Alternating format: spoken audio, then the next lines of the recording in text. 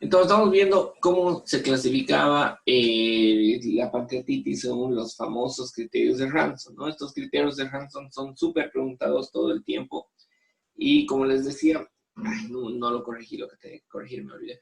Estos criterios nos indican, sirven para ver la gravedad, para clasificar la pancreatitis. No sirve para hacer el diagnóstico. Eso quiero aclararles, que todo el tiempo se confunden estudiantes que creen que los criterios de Ranson son para diagnosticar una pancreatitis. Y no es así. Es para clasificar qué tan grave está, para ver si es leve, grave o fulminante. ¿Ya?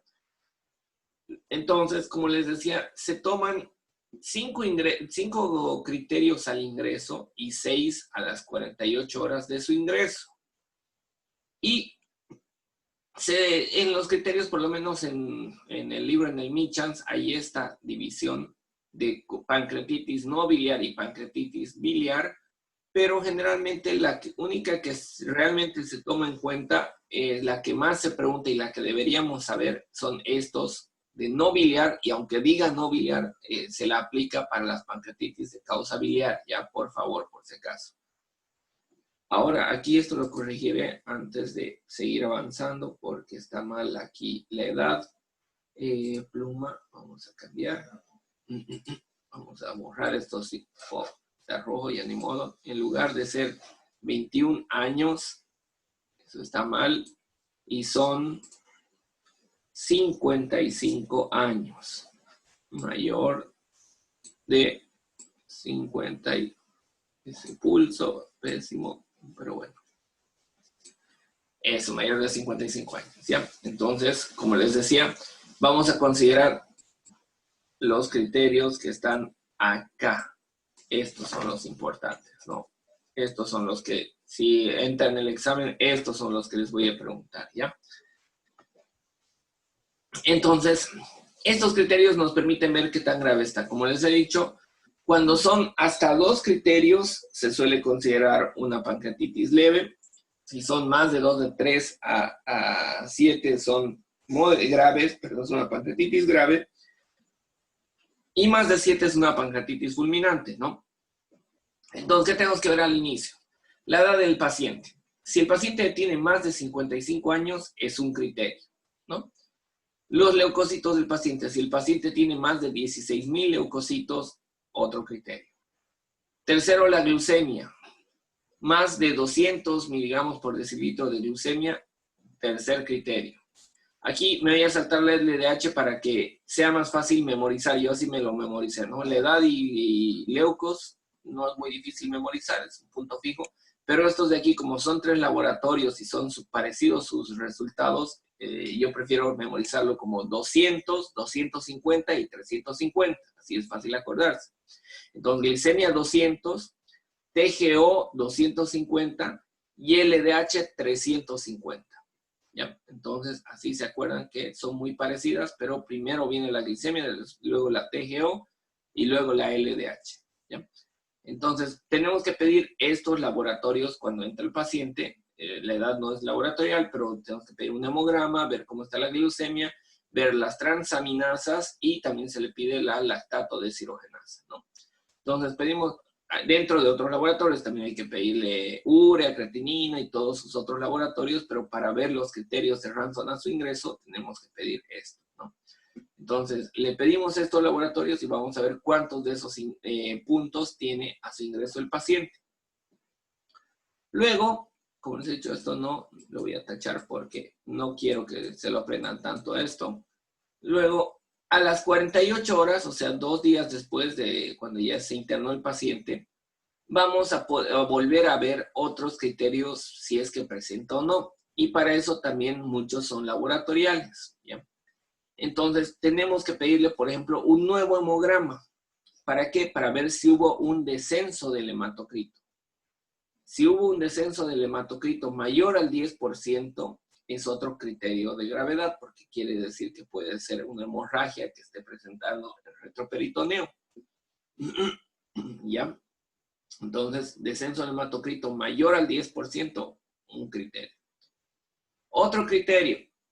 En sí, el de Ranson, el real, toma en cuenta el BUN, ¿ya? El BUN, en los criterios oficiales de Ranson, toma en cuenta el nitrógeno ureico en sangre. Y tenemos que ver si aumentó más de 5 miligramos por decilitro. Si está mayor a 5 miligramos por decilitro, el BUN es otro criterio. Pero como el BUN no es muy utilizado acá, urea se podría utilizar, pero tampoco no toma en cuenta el valor de urea realmente. Y la creatinina generalmente es más útil para ver la parte renal. Se lo toman como criterio la creatinina sérica si está mayor a 2 miligramos por decilitro. ¿Ya? Entonces pueden ver cualquiera de los dos. En realidad de la respuesta más adecuada sería un BUN mayor a 5 miligramos por decilitro. Ese es el criterio oficial, que es según Ranson, pero podemos considerar creatinina más de 2, ¿ya? Entonces, dos criterios. Tercero, vamos a ver una gasometría, le tenemos que pedir, y con la gasometría vamos a ver este criterio y este criterio de acá. Son dos criterios que vemos por medio de una gasometría. Uno de los criterios es que baje la presión parcial de oxígeno menor a 60. Sabemos que lo normal es de 80 a 100, pero cuando baja menos de 60, cuando ya hay una insuficiencia respiratoria, este paciente ya tiene otro criterio de Ranson. En la gasometría, aparte nos manda la PCO2, el pH y otros datos, pero que para los criterios no nos interesa tanto, pero sí otro valor que nos interesa para los criterios de Ranson es el déficit de base, ¿no? Que sea mayor o igual a 4. Entonces, cuando hay mucha falta de bases, cuando hay una acidosis metabólica que nos dé un déficit de más 4, o sea, que falten 4 equivalentes de base, es otro criterio de Ranson, ¿no? ¿Se acuerdan? Déficit de base, hemos dicho de menos 2 a más 2 lo normal. En este, si es déficit, sería menos 4 el criterio. No, si es déficit es 4 y si es exceso sería menos 4 en ese caso, ¿no? Por favor, esa aclaración para ver el déficit de bases. Luego, otro laboratorial, un ion, el calcio, tenemos que ver por lo que hemos hablado de que se forman los sabones, la necrosis enzimática de la grasa, que se forma como calcificaciones, puede bajar el calcio, entonces tenemos que ver que el calcio sérico, si está menor a 8, es otro criterio. Y por último, el secuestro de líquidos. ¿Qué quiere decir secuestro de líquido? Quiere decir que se haya perdido líquido dentro del cuerpo del paciente que no está siendo eliminado. Desde el ingreso al paciente le vamos a poner su suero y vamos a cuantificar, tenemos que hacer un balance hídrico de ese paciente controlando todos los ingresos y todos los egresos de líquidos que ha presentado.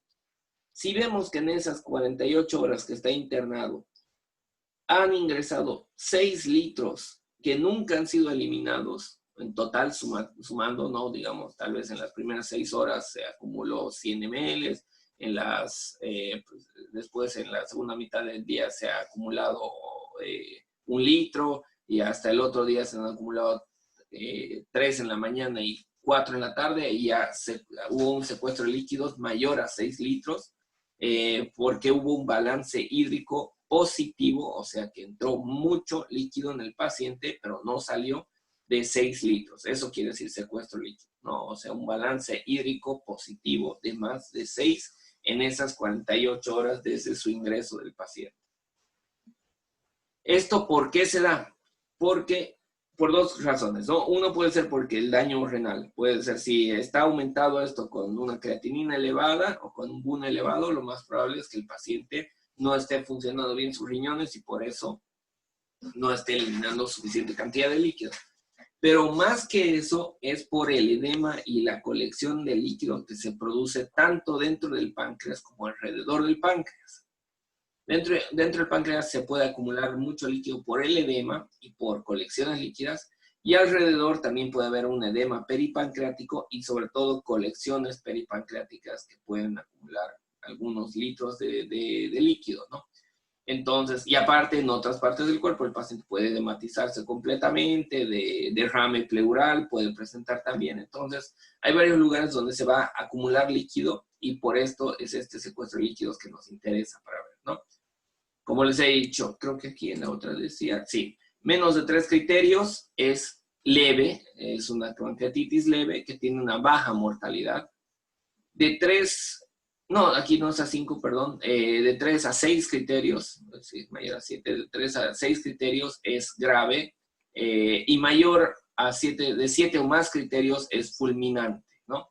Una mortalidad de 90%. Entonces, la grave tiene una mortalidad un poquito más elevada, pero no es tan marcada, pero la fulminante, el paciente casi seguro se muere, ¿no? Una pancreatitis fulminante con más de 7 criterios quiere decir que la suma total de estos, tanto del ingreso como de las 48 horas, nos dio un 7, ¿no? Digamos, hay algunos pacientes que al ingresar tienen 3 criterios. Entonces, es un paciente de 60 años que presenta glicemia de 230 y tiene su TGO de 300. Entonces, ahí ya van 3 criterios. A las 48 horas hacemos nuevos laboratorios, nuevos estudios, y si vemos que en ese paciente ya está con desaturando, con una PO2 baja, está con calcio bajo y que está con secuestro de líquidos, que es mucho líquido, ya hasta ahí van 3 aquí, más 3 aquí, 6 criterios. Hasta ahí sigue siendo grave, ¿no? Y ese paciente está bastante grave realmente. Le aumentamos uno que, digamos, el hematocrito, no nos dimos cuenta que había bajado 7 criterios, ese paciente muy probablemente se muera, ¿no? Entonces, hay que tener cuidado con eso para ver cuántos criterios tiene, y por eso es mucho más sensible, como creo que el anterior decía. Bueno, no me acuerdo, en alguna parte decíamos que es mejor cuando se evalúa no solo al ingreso, sino a las 48 horas, porque aquí tal vez solo nos sale 3, como en el anterior caso, y cuando vemos a las 48 horas ya vemos que realmente es fulminante el cuadro, ¿no? O a veces aquí tiene 1 o 2 nada más, y a las 48 horas aumentan 4 más. Entonces, ahí ya recién notamos lo grave que es a las 48 horas. Al ingreso puede ser que esté muy leve el problema y no tenga muchas alteraciones, pero a las 48 horas ya nos permite ver bien cómo es, ¿no? Hay otras escuelas que solo utilizan la LDH. La LDH se ha visto, creo que igual les decía más atrás, no me acuerdo, en alguna parte hablábamos de eso.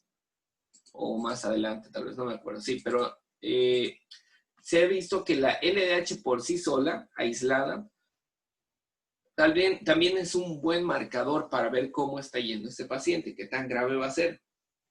Si vemos a un inicio una LDH baja, probablemente el paciente no vaya a ser tan grave, ¿no? Si vemos que está alta la LDH al ingreso, ya nos preocupa más. Y en los controles sucesivos, a las 48 horas o a las 72 horas, le hacemos un nuevo control de LDH y nos muestra que sigue elevado o que está aumentando más todavía, entonces es un marcador de que el paciente está yendo por mal camino y va a ser muy grave, ¿no? Entonces, la LDH nos sirve bastante aisladamente, sin necesidad del resto, pero en los criterios de Ranson sí se utiliza dentro de todos estos criterios, ¿no? Ya voy a borrar todos los garabatos que hice. Entonces, esos son los criterios de Ranson, ¿no? Luego, otra clasificación era el Apache 2, clasificación Apache 2, ¿no?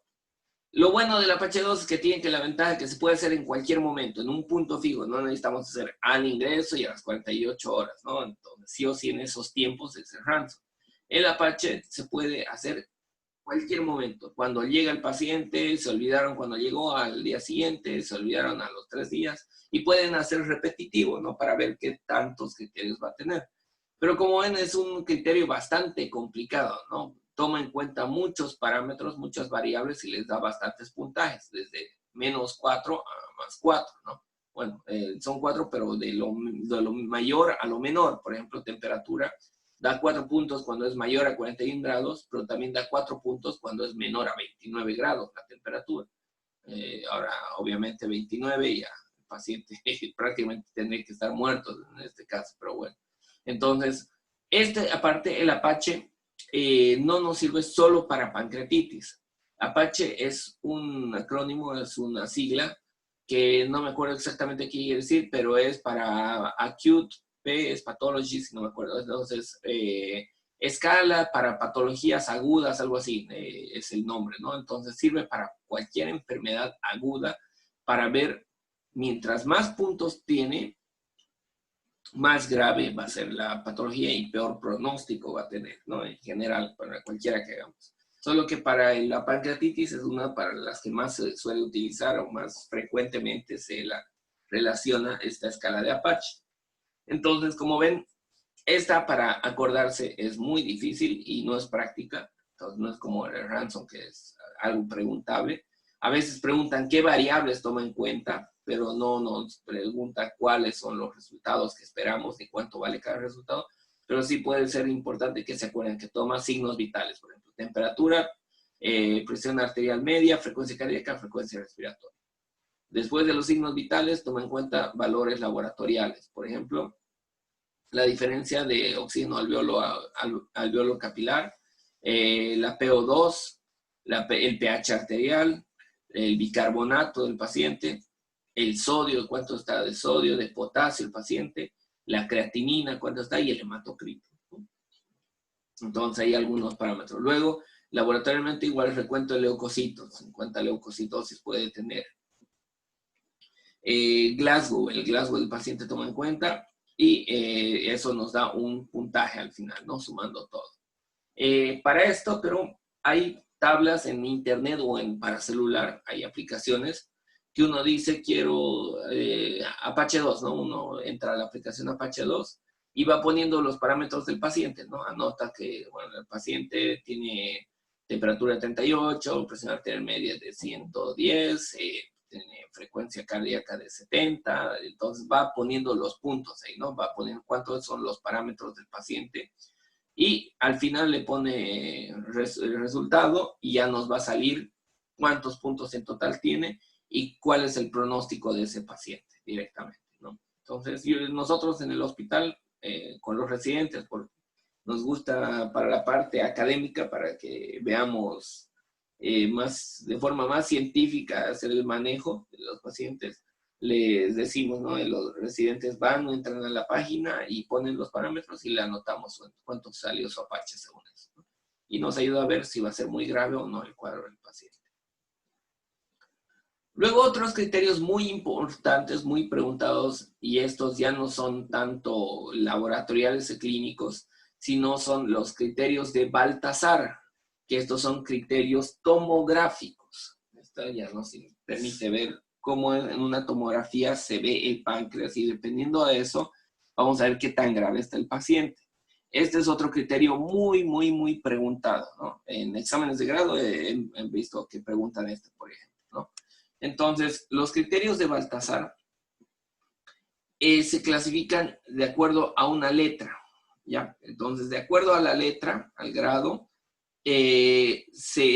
dependiendo de cómo se vea el páncreas en la tomografía, le va a dar una letra a eso, va de la A a la E, ¿ya? Y también para hacer el pronóstico, para ver qué tan grave va a ser, a ese aspecto, más la extensión del daño que pueda tener el páncreas, vamos a darle puntos y se van a sumar esos puntos para ver si es pancreatitis leve, grave o la fulminante o necrótica, ¿no? Y si se fijan es parecido igual la suma, casi, de 0 a 3, ya 3 incluye el leve, grave es de 4 a 6 y fulminante más de 7, ¿no? O necrótica aquí dice, ¿no? Como dice, suma el grado más la extensión.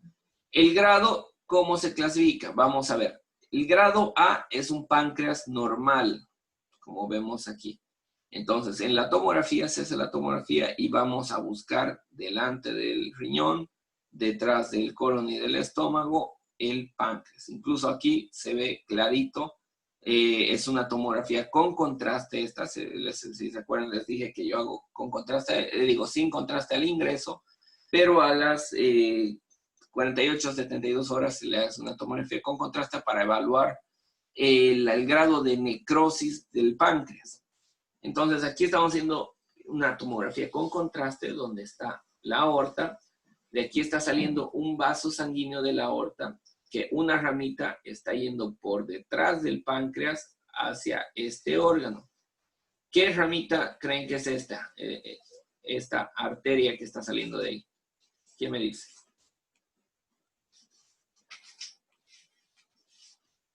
¿Hola? ¿Están vivos? ¿Están despiertos? ¿Están estudiando? ¿Me están haciendo caso? Sí, doctor. Sí. Ok.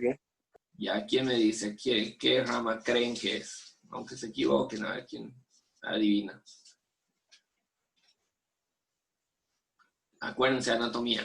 Aorta, sale una rama en el abdomen, por lo visto en el abdomen superior porque está a nivel del páncreas, del hígado, riñones. De esa rama sale una que se va hacia... Esa es la mesentérica superior. No, no es la mesentérica superior. Más arriba todavía, porque está yendo hacia este órgano. Este órgano es el vaso. Entonces, ¿qué? ¿Esplénico? Arteria, esta es la arteria esplénica, muy bien. ¿Y de dónde sale esa esplénica? ¿Cuál sería? El tronco celíaco. Aorta abdominal. Muy bien, el tronco celíaco. Por eso, ven, es un vaso grande, este. Está saliendo del tronco celíaco esa arteria esplénica, que, acuérdense, siempre la arteria esplénica va atrás del páncreas y le da ramitas al páncreas, ¿no? Varios ramitos al páncreas, al cuerpo y a la cola. Y de aquí está saliendo la arteria hepática, que también es rama del tronco celíaco. Entonces, vean cómo se nota aquí fácil la anatomía según los conocimientos de teoría, ¿no? Entonces, ahí vemos, es súper fácil reconocer así a este páncreas, ¿no? Y a este páncreas lo estamos viendo, fíjense, de un color homogéneo, ¿no? Tiene algunas partecitas un poco más blancas, otras más negras, pero es mínimo, es puntillado nada más, ¿no? No es toda una zona muy blanca o toda una zona muy negra. Entonces, este páncreas está bastante homogéneo.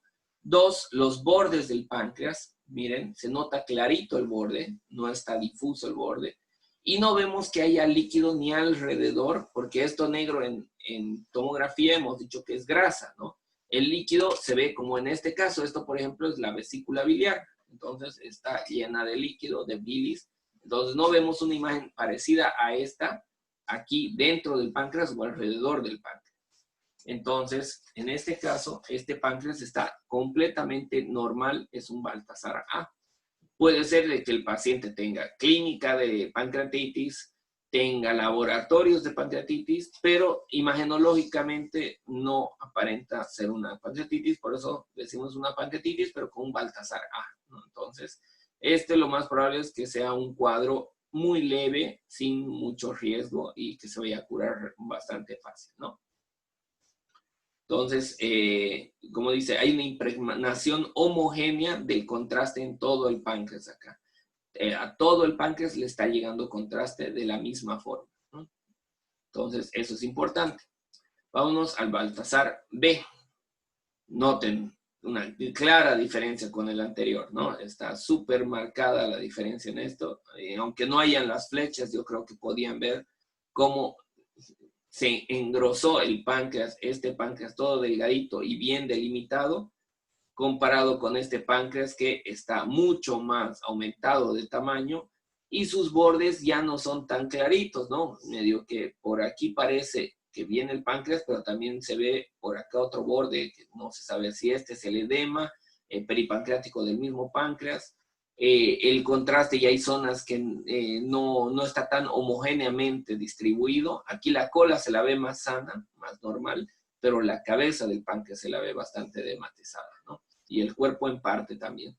Entonces, un Baltasar B es, como decía al inicio, vámonos, aumento focal o difuso del páncreas, como ven, ¿no?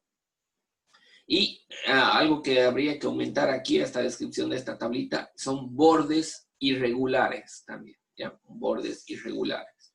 Entonces, eso se clasifica como Baltasar B y eso ya le da un punto para ver qué tan grave es esta pancreatitis, ¿no? Hemos visto de 0 a 3 puntos, lo más probable es que sea una pancreatitis leve. O sea, que si vemos este B que está de esa forma, y en este no estamos viendo prácticamente nada de necrosis. La necrosis, van a ver cómo se ve más adelante, zonas de necrosis donde el contraste no está llegando a alguna parte, ¿no? Entonces, en un Baltasar B es aumento del tamaño y bordes irregulares más que todo.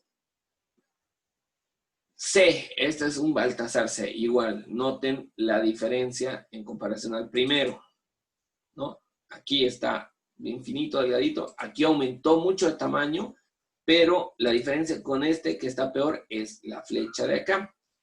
¿Qué hay esto? ¿Qué es esto de acá? Líquido peripancreático. Miren, acá volvemos. Incluso esto más nos iría, este más está como líquido, pero esta también parece líquido. Bueno, de todas formas, este más me parecería una D. ¿Cuál sería la C más específicamente? Sigue habiendo el aumento del tejido pancreático, sigue habiendo ¿qué se llama? Los bordes irregulares, pero en la C hay edema de la grasa peripancreática. ¿Ya? Miren, aquí esto ya no es páncreas, pero está inflamado. Vean cómo cambió el color. Normalmente la grasa, el tejido adiposo es de este color oscuro, como la piel del tejido celular subcutáneo. Ven, todo esto es grasa, ¿no? Es tejido adiposo. Esto también es tejido adiposo. Acá también debería ser así, pero vean acá cómo hay inflamación peripancreática. Acá también hay inflamación, pero esto ya me parece una colección. Entonces, normalmente solemos decir, cuando vemos pacientes con pancreatitis, decimos, parece un Baltasar, C, D, C, entre dos los podemos tener, porque a veces no se puede diferenciar bien si es inflamación o colecciones líquidas. Aquí más me parece que esto sea la inflamación, pero acá sí me parece una coleccioncita líquida, ¿no? Entonces, ahí ya me deja en duda este caso. Pero de todas formas, paso rápido aquí. Esto sería un Baltasar C por, como dice acá, la alteración de la glándula con inflamación peripancreática. Un edema peripancreático y es un Baltasar C. ¿Ya? El Baltasar D, esta sí ya está claramente una colección de líquido. Miren, se parece un poco a esta de aquí atrás, pero me deja en duda, ¿no? Pero esta sí ya es claramente parecida a la vesícula que les he mostrado anteriormente, ¿no? Entonces, esta es una colección en cabeza de páncreas, esto de aquí. De acá es la inflamación peripancreática y aparte en esto, esta inflamación y necrosis del páncreas, porque vean cómo el contraste está viniendo bien al cuerpo, a la cola, pero en la cabeza prácticamente no está captando contraste. Y es por la inflamación y por la colección esa de líquido. ¿No? Aquí hay un poquito de contraste nada más que captó la cabeza del páncreas, ¿no? Bueno, más marcado que el resto, pero ahí sí captó el contraste. Entonces, en este caso hay una necrosis de la cabeza pancreática, pero con colección líquida. Cuando hay una colección líquida es un Baltasar D. Por favor, Baltasar D por colección líquida, como les digo acá. Colección líquida única, un Baltasar D. Y por último, el Baltasar E, que es el peor. Este de acá, ¿no? Miren, para empezar en este, es con contraste también. Vean cómo el contraste entra por la aorta. También aquí el tronco celíaco. Aquí igual está dando una vuelta, la arteria esplénica, y viene por aquí y se pierde la esplénica, ¿no? Pero comparen el color con la primera. Miren, todo esto es el páncreas. Está de bordes súper irregulares. Está negro, está oscuro, no está de blanquito como hemos visto en la otra. Luego hay colecciones. Esta es una colección de líquido que está por delante del páncreas. Aquí hay otra colección de líquido por detrás del páncreas. Aquí parece también colecciones. Aquí miren, en el espacio espleno-renal, este es el vaso, este es el riñón. Aquí hay líquido también. Entonces hay colecciones líquidas múltiples y necrosis extensa del páncreas. Ese es un Baltasar E, es el peor, ¿no? Cuando el páncreas está muy mal, con mucho líquido, muy inflamado y necrosado, Baltasar E. Para que se ubiquen en el grado de necrosis, vamos a volver con el A. Fíjense el color de ese páncreas. Volvemos al A, compárenlo del color. Este es más blanquito, ¿no? Porque le está llegando el contraste porque no está necrosado. Hay buena perfusión de la sangre, que la sangre está con contraste hacia todo el páncreas y por eso se lo ve blanco. Le está llegando a todo el páncreas contraste sin problema. Vean aquí cómo están los riñones y cómo está la aorta. Blancas también, ¿no? Volvemos al otro. Vemos los riñones, vemos la aorta, blanco, pero el páncreas no. El páncreas se lo ve oscuro. Y con sus colecciones líquidas por todo lado. Aquí hay otra colección líquida, aunque tal vez pueda ser la vesícula, también por la localización puede ser vesícula, pero hay líquido en varias partes del abdomen en este paciente. Doctor, pregunta. Sí, sí. Para el criterio de Baltasar, ¿la tomografía sí o sí tiene que ser con contraste? Para ver la extensión de la necrosis, sí. Aquí, como ven, extensión de necrosis, para ver este puntaje de aquí, sí. Pero si solo queremos ver la descripción, qué tan grave está, pero no queremos saber todavía la necrosis, es suficiente sin contraste. O sea, para ver solo esta parte de acá, no es necesario el contraste. Pero para ver el grado de extensión, si está necrosado 0% de la glándula, si está necrosada 1/3 de la glándula, si está necrosada más de la mitad de la glándula, sí o sí necesitamos el contraste. Entonces, para saber estos puntos y hacer la sumatoria de esto más esto, sí necesitamos el contraste. Normalmente lo que hacemos es en la tomografía inicial, le damos el Baltasar A a B, en la primera, sin contraste, y para saber si es leve, grave o necrótico o fulminante, ya le hacemos el con contraste para sumar estos puntos más. Gracias, doctor. De nada, querido. Entonces, esa es la clasificación de Baltasar, es súper importante. Eso de verdad les van a preguntar todo el tiempo y como les van a mostrar en el internet, a los internos les muestro y les digo que me digan qué Baltasar es para que se ubiquen, ¿no? Para que vayan reconociendo tomográficamente. Luego, también dentro de la clasificación, lo que les decía, en laboratorio la LDH nos sirve, como les he dicho, de forma aislada, pero también la PCR. Se ha demostrado que la PCR, que se obtiene después de 48 horas del inicio del cuadro, tiene la misma sensibilidad, especificidad y valor predictivo positivo que todas las tablas diagnósticas, que Baltasar, que Ransom, que Apache, que todas estas, ¿no? Esta PCR, por si acaso, no es la misma PCR que ahorita está de moda por la pandemia, ¿no? ¿Qué PCR es esta? ¿Qué significa PCR en este caso?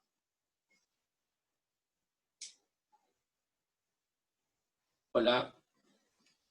¿Qué significa esta PCR? ¿Quién me dice?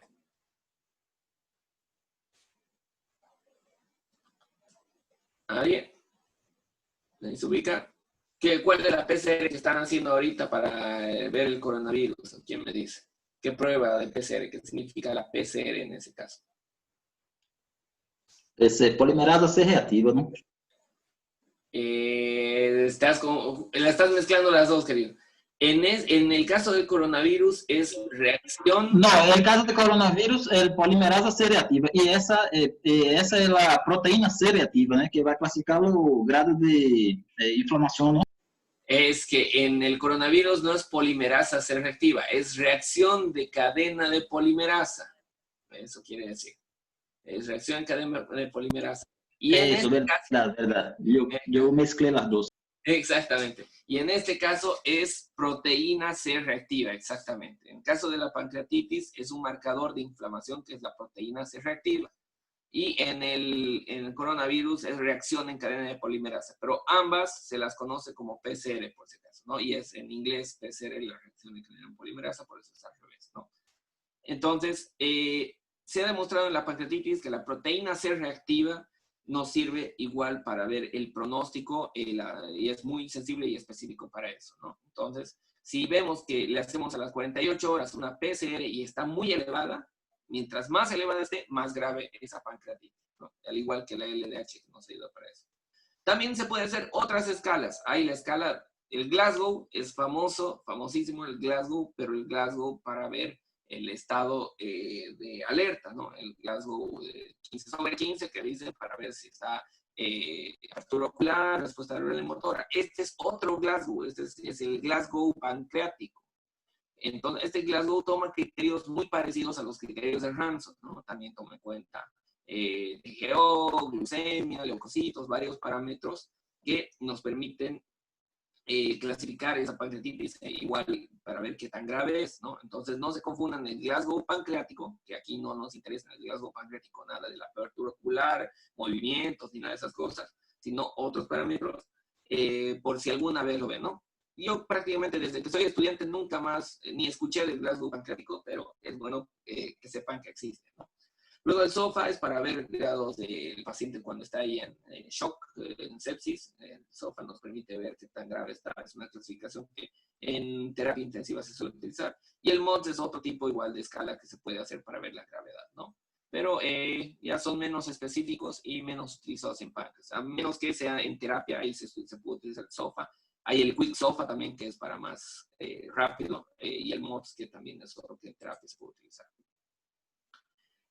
Llegamos al tratamiento, ya lo diagnosticamos, vimos qué tan grave está la pancreatitis y para el tratamiento siempre en la literatura suele hablar que hay 4 pilares de tratamiento, ¿ya? Claro que van a ver que todo el tiempo están cambiando estos pilares. Al inicio, los 4 pilares incluía uno que aquí ya no está, que es los antibióticos. Dentro, decía que cuando empezaba a ver las pancreatitis, han dicho que tenía que tener tratamiento específico, que sí o sí tenía que tener. Estaban los antibióticos ahí de entrada, que sí o sí tenía que tener, ¿no? Después se ha dicho, nunca dar antibióticos a menos de que haya una evidencia clara de que esté infectado ese páncreas, ¿no? Y incluso ni la fiebre ni la leucocitosis servía como evidencia para infección, porque la misma pancreatitis no infectada nos daba fiebre y leucocitosis, entonces decían casi no dar antibióticos. Y otra vez de nuevo han vuelto a hacer más estudios y en los últimos han vuelto a poner los antibióticos, pero no en todos los casos, sino en algunos casos específicos, ¿no? Como les decía entonces, hay 4 los principales pilares que tenemos que hacer a todo paciente con pancreatitis, ya sea leve, moderada o grave, pero van a ver leve, grave o fulminante, pero sobre todo en las más graves tenemos que se llama hacer mayor hincapié en algunos puntos específicos, ¿no? Pero ¿qué es lo que tienen que hacer en sus pacientes? Le llega un paciente con pancreatitis, acuérdense de estos 4 pilares y van a saber qué indicaciones que tienen que hacerle al paciente. Entonces, primero, uno de los pilares es analgesia. Acuérdense, la pancreatitis es una patología que duele mucho, es muy intenso el dolor, es bastante fuerte el dolor. Justo anoche llegó al hospital una ex interna que tenía que operarla de la vesícula, pero por los paros, primero de cuando renunció Evo, después por la pandemia y porque no había espacio en quirófano en el intervalo, nunca pude operarla de la vesícula que estaba esperando. Y justo anoche llega al hospital, me llaman porque se internó por un dolor intenso y me mandan su tomografía y es una pancreatitis marcada, ¿no? Y de paso tiene una vesícula enorme porque seguro estaba clavado el calculito en el bacinete. Entonces, a ella me dice el doctor, el residente, que estaba con mucho dolor y que ya le había hecho su analgesia, le puso su suero con un AINE en el suero, un ketorolaco, no, un ketoprofeno, y no calmaba y le había puesto tramadol en el suero, que es un opioide, y seguía con dolor, ¿no? Entonces, imagínense el grado de dolor con 2 analgésicos, uno tan fuerte como un opioide, aunque es un opioide relativamente leve, el tramadol en comparación con otros, pero con eso normalmente pasa casi cualquier dolor y seguía con mucho dolor esta paciente, ¿no? Entonces, una analgesia muy fuerte hay que darle, una analgesia muy intensa. Generalmente en la escala de analgesia, de tratamiento multimodal de la analgesia, se suele dar, es como dice una escala, es de poco a poco, ¿no? Primero se da AINES leves, analgésicos leves, como por ejemplo paracetamol, que ni AINE es, pues es un analgésico leve. No mejora, se puede utilizar un analgésico más potente, ¿no? Un AINE y un ketorolaco, ketoprofeno, que tiene mayor actividad analgésica. No mejora, se puede dar algún opioide suave como el tramadol, ¿no? O asociar juntos el AINE con el tramadol, como estamos con esta paciente. Si no mejora, ya se opta por alguna analgesia más fuerte como un opioide más potente. Por ejemplo, ya se puede dar morfina, meperidina, opioides bastante potentes, ¿no? O por último fentanil, que es 1000 veces más fuerte que la morfina incluso, ¿no? Entonces, eso se tiene que hacer en este primer pilar, analgesia. Segundo, la hidratación. De todas formas, vamos a ir hablando de todo esto más adelante, ¿no? Así que miren, ahí están, por si acaso, pero les voy explicando, ¿no? Segundo pilar es la hidratación. En la hidratación, ¿qué tenemos que hacer? Como dice, darle mucho líquido. ¿Por qué? Porque va a secuestrar líquido la enfermedad. Hemos visto en los criterios que puede acumular mucho líquido en diferentes partes del cuerpo y del páncreas en esta enfermedad. Y por eso hay un secuestro en el tercer espacio, se dice. ¿Por qué es el tercer espacio? Porque es un lugar donde el líquido no es efectivo para la circulación sanguínea. No nos sirve de absolutamente nada ese líquido acumulado en ese tercer espacio, ¿no? Es más, es dañino. Entonces, como se está acumulando ahí y nos está quitando líquido de los espacios que sí nos sirven, por ejemplo, de la circulación arterial y la circulación venosa, tenemos que reponer ese líquido que está siendo secuestrado. Entonces, tenemos que hidratar mucho a este paciente, ¿ya? Generalmente se dice que más o menos se le tiene que dar alrededor de 5 litros de suero al día, más o menos, dependiendo del peso, de la edad, de patologías asociadas también, pero aproximadamente algo así se tiene que dar para reponer la hidratación, ¿ya? Tercer pilar, el reposo glandular. O sea, tenemos que hacer que repose la glándula, repose el páncreas. ¿Cómo vamos a hacer que repose el páncreas? ¿Para qué sirve el páncreas? ¿Para qué sirven las enzimas que están produciendo daño del páncreas? Para la digestión.